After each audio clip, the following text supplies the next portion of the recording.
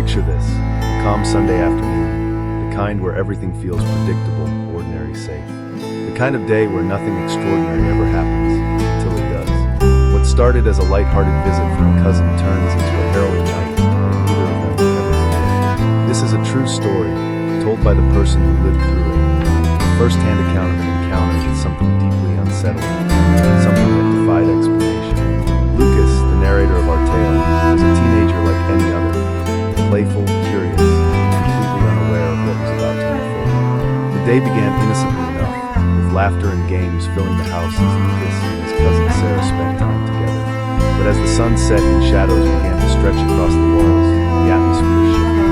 What was once a sanctuary, a place of comfort and familiarity, began to feel subtly wrong.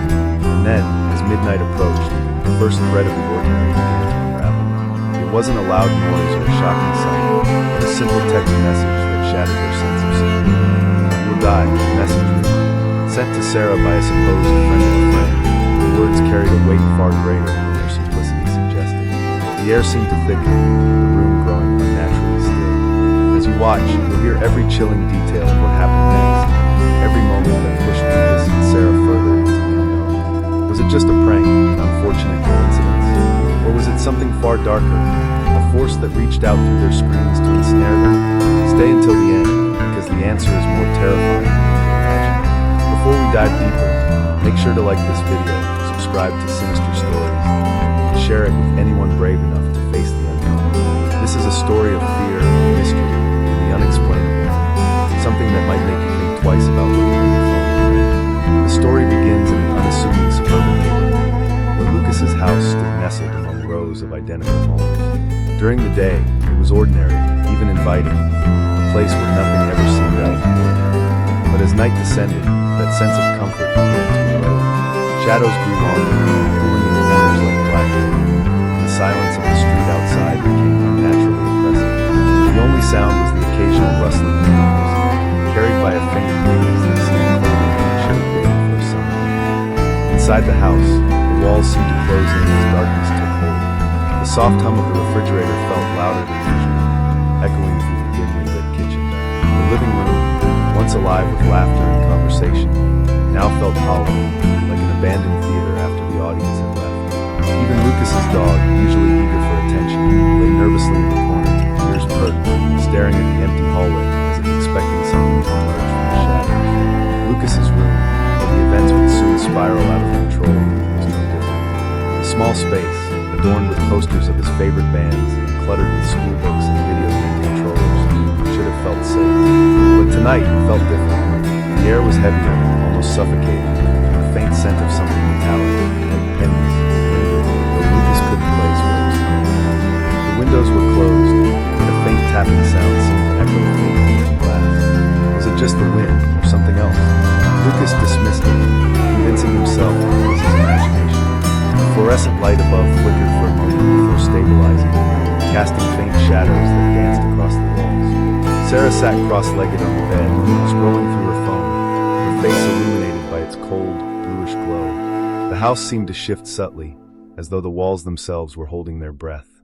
Every creak of the floorboards, every groan of the old wooden beams, felt amplified, as if the house was alive and watching. There was an unshakable feeling that they were no longer alone. Lucas glanced at Sarah, and for the first time that day, he noticed something unsettling.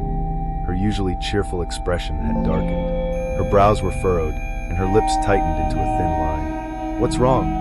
Lucas asked, his voice breaking the eerie stillness. Sarah didn't look up. "It's nothing," she muttered, but her tone betrayed her unease. She tightened her grip on her phone, her knuckles white. A notification had just appeared on her screen, the first of many that would soon change their lives forever. As the clock struck midnight, the atmosphere in the house shifted entirely. The stillness was no longer comforting, it was suffocating.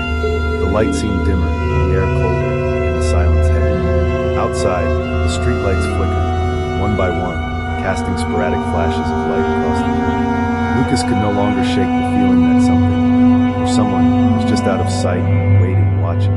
This house, which had always been his sanctuary, had become something else entirely. It was as if the shadows held secrets they were not meant to uncover, secrets that were now stirring, ready to come to light. And the night had only just begun. It began subtly, almost innocuously, as though the darkness itself was testing their resolve. Sarah's phone buzzed first, breaking the silence with its sharp vibration. She hesitated before glancing at the screen, her expression stiffening immediately. "It's from her," she whispered, her voice barely audible. Lucas leaned in, his stomach tightening as he read the words over her shoulder. "You will die tonight." At first, they laughed nervously, dismissing it as a cruel prank. But something about the message, its timing and simplicity felt wrong. Sarah blocked the sender with a few quick taps. Her hands trembled. "That should do it," she muttered, and her tone was anything but confident. The unease lingered like a shadow, unseen but palpable. Minutes passed, and they tried to distract themselves with a game on their phones. But Lucas couldn't shake the feeling that something was watching him, something unseen yet uncomfortably close. The air in the room seemed heavier, the faint metallic scent he had noticed earlier now stronger, like rust or old blood. He glanced toward the window, the faint tapping sound returning, rhythmic and deliberate. Then Lucas's phone buzzed. He glanced at the screen and froze. The message was from an unknown number. "Sarah can't block me forever." A cold wave of fear washed over him, his fingers shaking as he showed Sarah the text. Her face drained of color. How did they get your number?" she stammered. Lucas had no answer, but his mind raced with possibilities, none of them comforting. More messages followed in quick succession, filling the screen with words that seemed to taunt them. "You can't escape. I'm closer than you think. Look outside." The last message made Lucas's blood run cold. He turned toward the window, his heart pounding, but the backyard was empty, shrouded in darkness. Still, the feeling of being watched intensified, as if the shadows themselves were alive and waiting. Sarah's phone buzzed again. This time, it wasn't a text but an image, a photo of the two of them sitting on the bed, taken from outside the window. The room spun as panic set in. Lucas bolted to the window, yanking the curtains closed, his breath coming in shallow gasps. "This isn't possible," he muttered, more to himself than to Sarah. But deep down, he knew that whatever was happening was beyond their understanding. The noises began next. A soft scraping sound, like nails dragging against wood, echoed from the hallway. Lucas and Sarah exchanged terrified glances. "What is that?"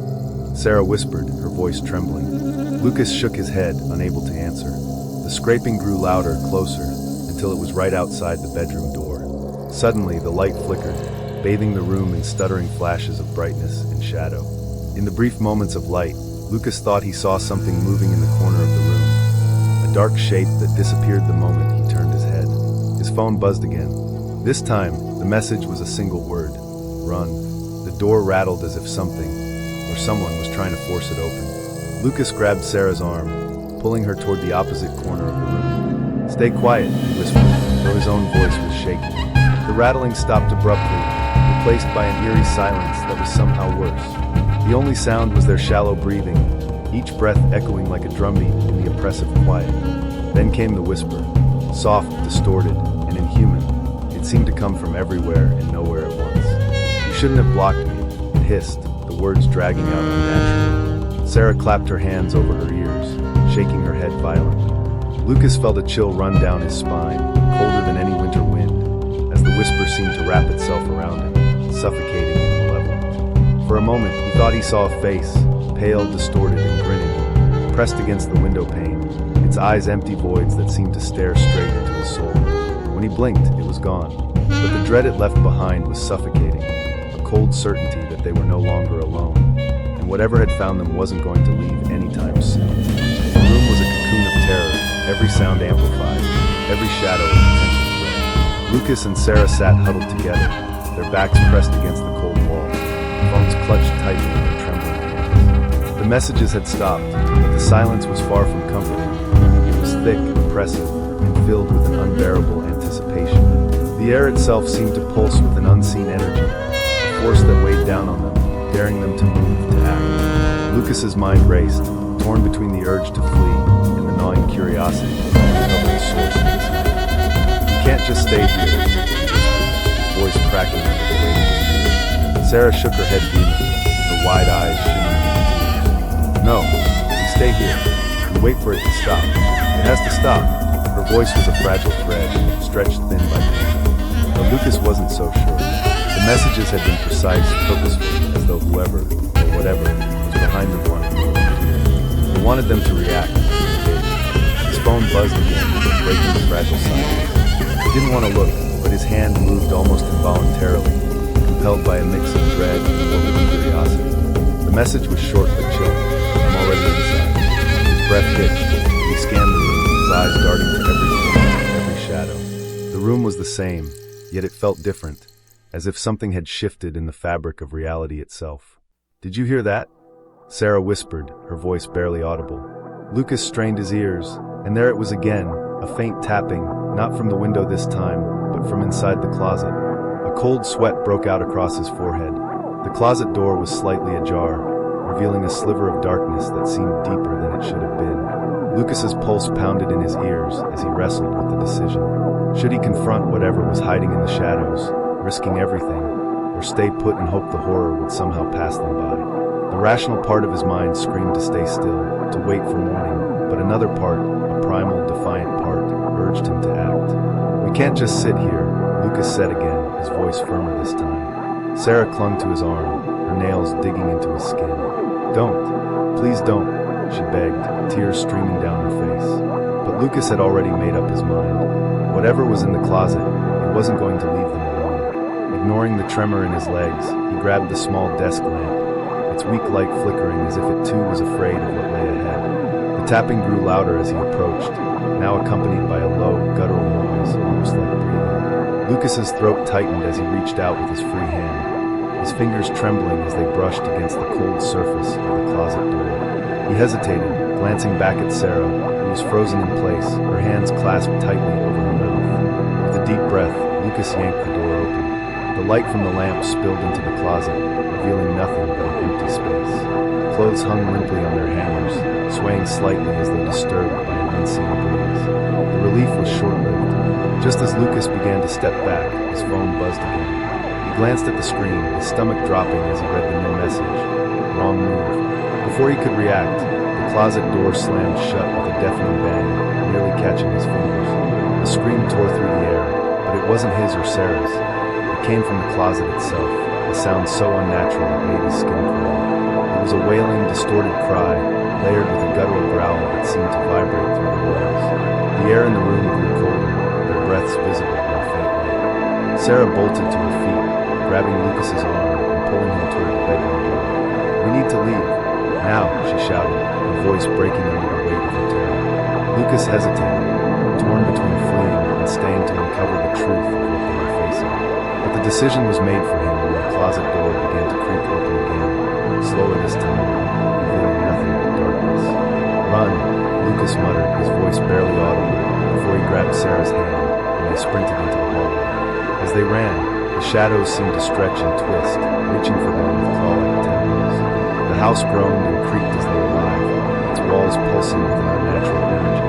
Whatever had been in the closet was no longer confined, and it was following them. This wasn't just a prank, Lucas realized as they stumbled down the stairs. It wasn't a trick or a figment of their imagination. It was something ancient, something malevolent, and it wasn't going to let them go so easily.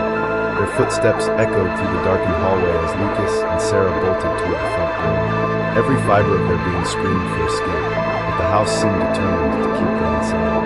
The walls groaned as if alive, the shadows stretching unnaturally, flickering like flames.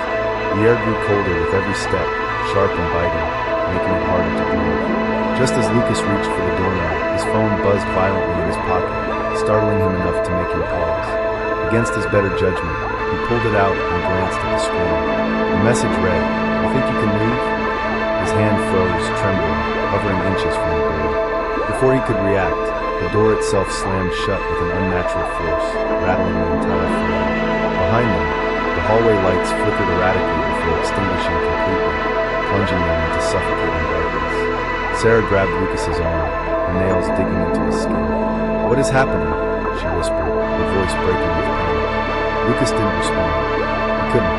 The words felt lodged in his throat, replaced by a rising sense of dread that burned in his chest. A low, guttural sound echoed from the staircase behind them, sending a wave of cold terror down their spines. It wasn't human. It was something primal, distorted like a predator stalking its prey. Slowly, they turned to face the source of the sound, the faint glow from their phones casting long, trembling shadows across the walls. At the base of the stairs, barely visible in the dim light, shape was wrong, as if it were trying, and failing, to mimic a human form. Its limbs were too long, its head tilted unnaturally, and its face was obscured by shadows that seemed to cling to it like a living veil. But its eyes burned through the darkness, two hollow voids that seemed to swallow the light entirely.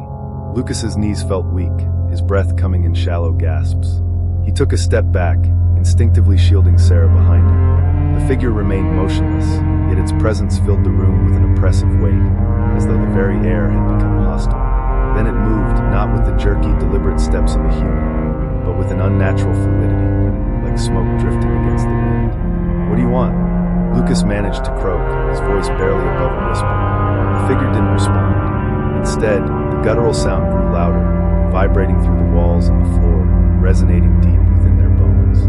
The lights flickered again, and for a brief moment, the figure was inches away, its distorted face mere breaths from Lucas's.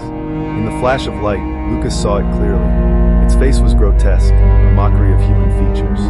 Skin stretched too tightly over a skeletal frame, a twisted grin that split its face from ear to ear, revealing teeth that were too sharp and too jagged. Its hollow eyes locked onto his, and for that brief moment, Lucas felt as though it was peering into his very soul, unraveling every memory, every fear, every secret he had ever kept. The lights went out again, plunging them back into darkness. Sarah screamed. Lucas grabbed her hand, pulling her toward the living. "We need to hide," he shouted, his voice cracking under the weight of his terror. But as they stumbled forward, the air around them grew colder still, almost suffocating. The guttural sound now came from everywhere, above them, behind them, and even beneath their feet. It was as if the entity had become part of the house itself, a malevolent force closing in from all sides. They dove behind the couch, their backs pressed against the wall, their phones the only sources of light. Suddenly, Sarah's phone buzzed. She hesitated, her fingers shaking as she opened a new message. It was a photo of them, hiding, taken from above. She gasped, showing Lucas the screen. "It's watching us," she whispered, tears streaming down her face.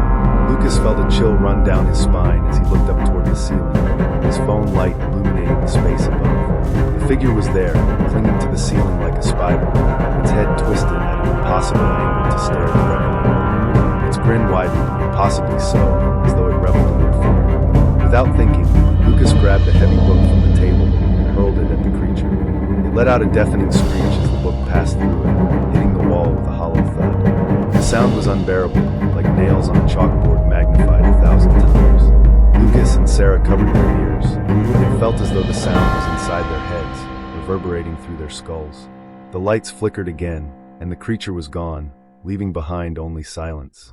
Lucas pulled Sarah to her feet. "We can't stay here," he said, his voice firm despite the tremor in his hands.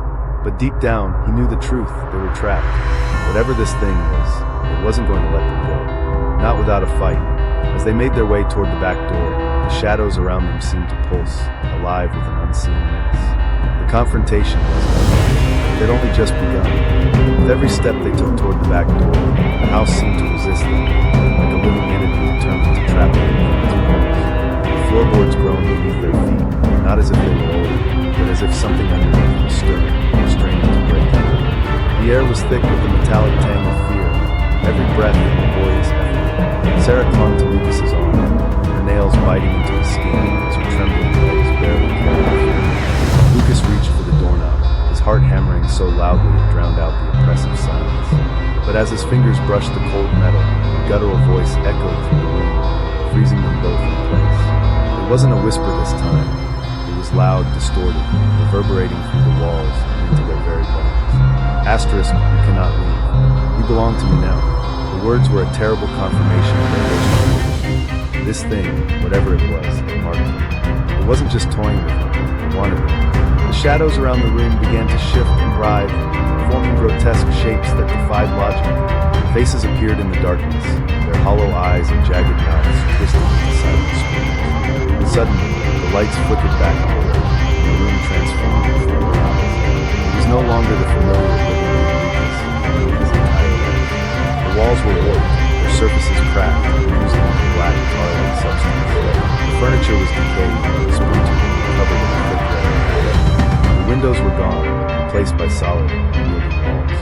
They were no longer in their home. They were somewhere else entirely.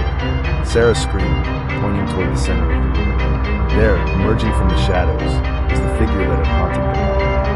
But now it was fully revealed, its form no longer obscured by darkness. It was tall and impossibly thin, its limbs elongated and ended in sharp, claw-like fingers.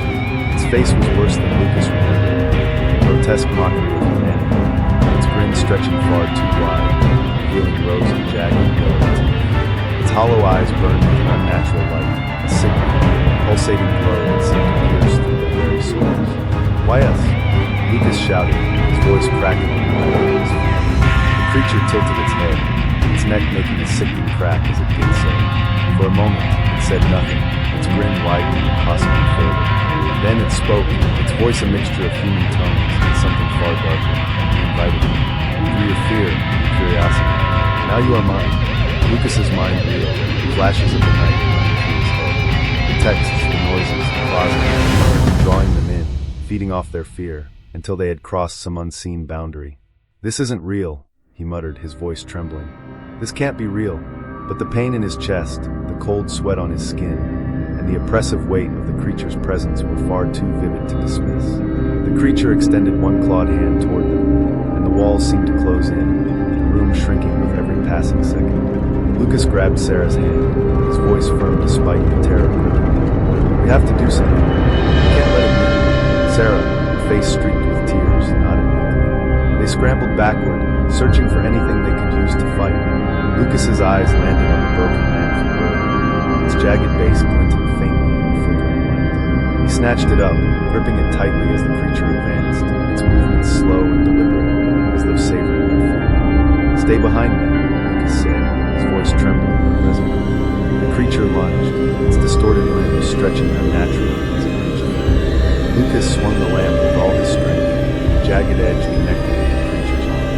For a brief moment, it recoiled, letting out a blood-curdling scream that filled the room with an unnatural vibration. The tar-like substance oozed from the wound, sizzling as it hit the ground. But the victory was short-lived. The creature's grin returned, wider and more menacing than before. It seemed to grow larger, its presence filling the room until there was nowhere left to run. "You cannot harm me," it hissed. "You're already mine." Then the revelation came. Lucas's phone buzzed, the screen lighting up with a message. "Look behind you." His blood ran cold as he turned, finding not Sarah, but a figure identical to the creature, standing silently, its hollow eyes staring directly at him. He spun back around, but Sarah was gone, replaced by shadows that twisted and writhed. Realization dawned on Lucas with a horrifying clarity. The creature hadn't just trapped them in the house, it had taken something from them, something they could never reclaim. It had blurred the lines between reality and its domain, pulling them into a place where fear was its currency and escape was impossible. Lucas screamed, his voice echoing into the darkness as the room collapsed around him, swallowed by the shadowy void. The last thing he saw was the creature's grin, impossibly wide as it whispered, "You're home now." When Lucas opened his eyes, the oppressive darkness was gone, replaced by an unsettling stillness. He found himself lying on the cold floor of what appeared to be his living room, but it wasn't quite right. The walls were back in place, the furniture unbroken, but everything seemed muted, as if a fog hung over the air, dulling colors and sound. Even the light filtering in through the windows was wrong, dim and gray, with no discernible source. He sat up slowly, his body aching as if he had been drained of all strength. "Sarah," he called out, his voice echoing unnaturally, as though the house had grown larger, hollowed out. There was no response. His phone, which had been his lifeline throughout the ordeal, was nowhere to be found. Panic began to creep in as he staggered to his feet, scanning the room for any sign of her. The silence was deafening, broken only by the faint ticking of a clock that Lucas didn't recognize. Its hands didn't move in a steady rhythm. Instead, they twitched erratically, as if time itself had been fractured. Every creak of the floorboards beneath his feet felt amplified, a reminder that he was utterly alone. Or so he thought.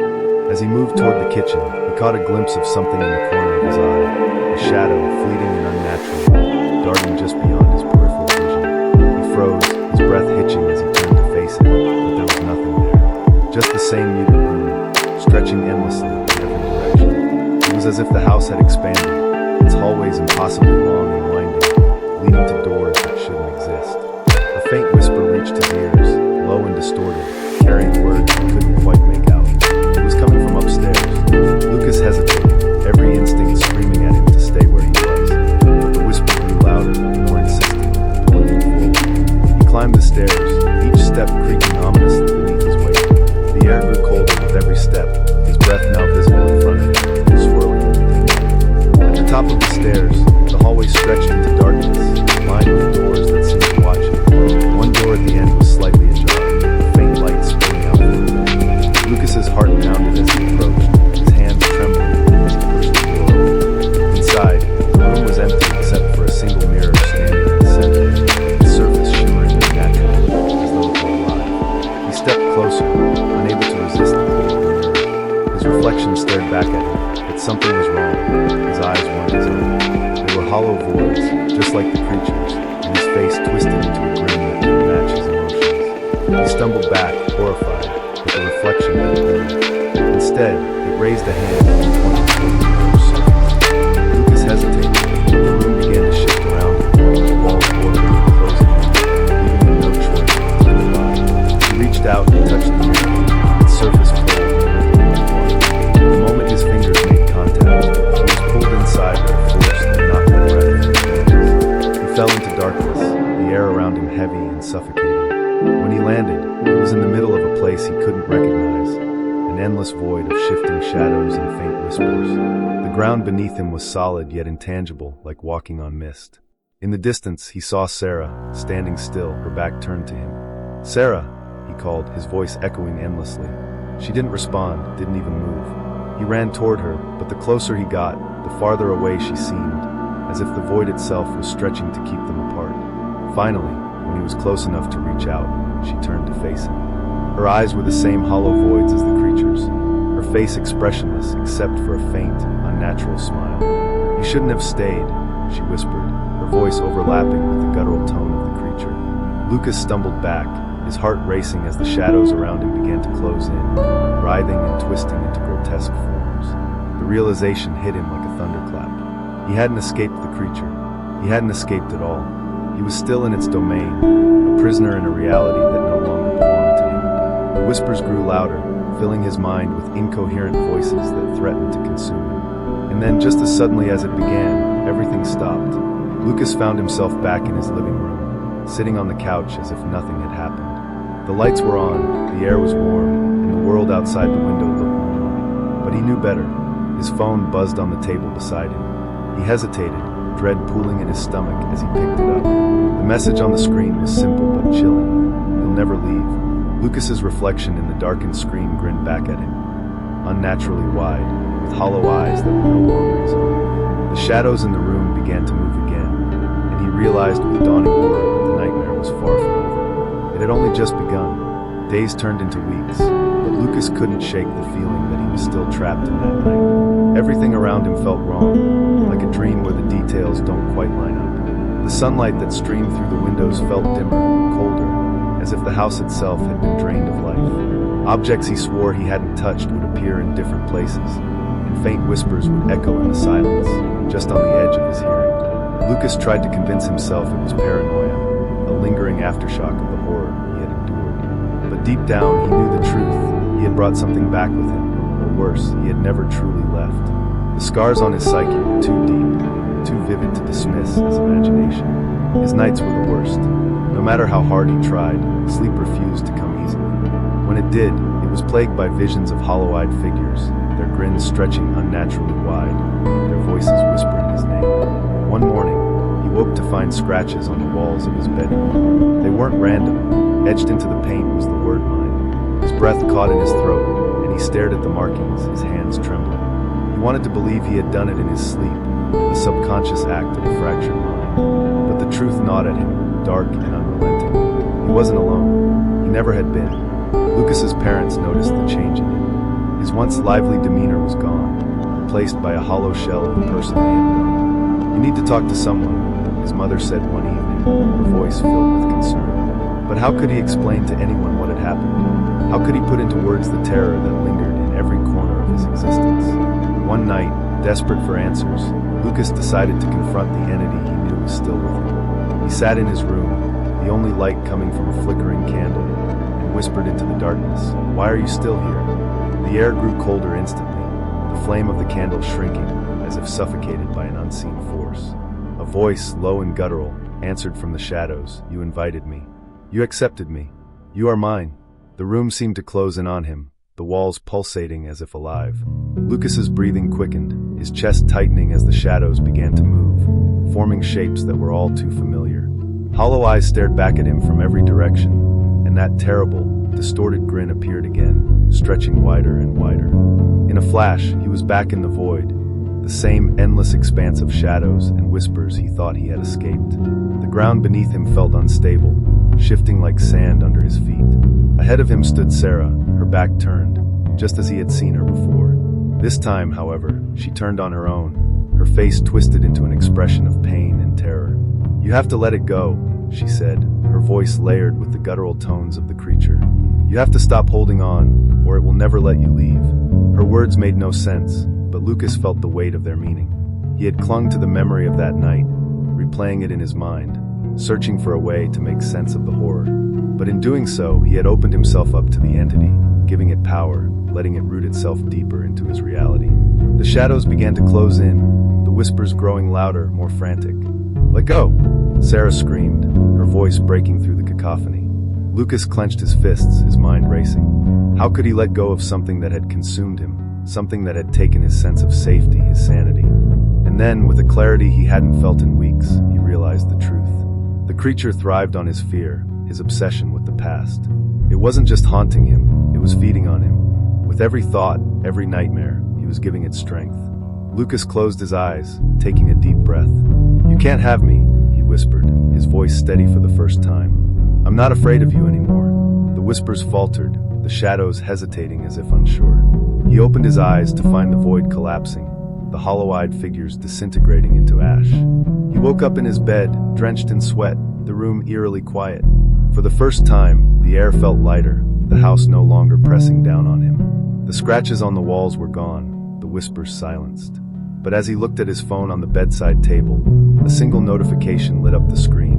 "I'll always be watching." Lucas smiled faintly, though his hands trembled. He understood now that the creature's power came from his fear. It wasn't gone, not entirely. It lingered, waiting for another opportunity to claw its way back into his life. But Lucas was determined to never give it that chance again. Even so, the feeling of being watched never truly left him. Late at night, when the house was quiet and the shadows crept along the walls, he sometimes felt those hollow eyes on him, just out of sight. And in those moments, he wondered if he had truly escaped, or if he was merely living on borrowed time, waiting for the shadows to claim him once more.